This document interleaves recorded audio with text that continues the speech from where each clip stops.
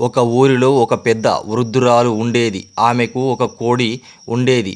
రోజూ అది ఒక గుడ్డు పెట్టేది. ఆ గుడ్డును వృద్ధురాలు అల్పాహారంగా భుజించేది. జీవితం సాఫీగా సాగిపోయే దశలో వృద్ధురాలికి ఒక ఆలోచన వచ్చింది.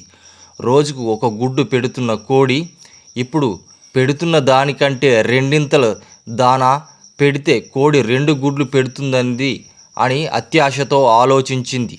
ఆ ఆలోచనకు వచ్చిన తడవుగా కోడికి ఇచ్చే దానాను రెండింతలు చేసింది. కోడిని కన్న కూతురిలా చూసుకోవడం మొదలుపెట్టింది. కొన్ని రోజులకు ఒక గుడ్డు పెట్టే కోడి రెండింతలైన దాణా తిని సుష్టిగా నిద్రపోయింది.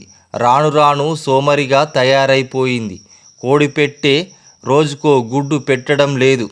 2 రోజులకో గుడ్డు పెట్టడం మొదలుపెట్టింది. కారణమేమిటా అని ఆలోచించింది వృద్ధురాలు. రెండింతల దాణా తినడం ఇంకా అలవాటు కాలేదేమో అనుకొని మరింత ఎక్కువ దాణా వేయడం ప్రారంభించింది.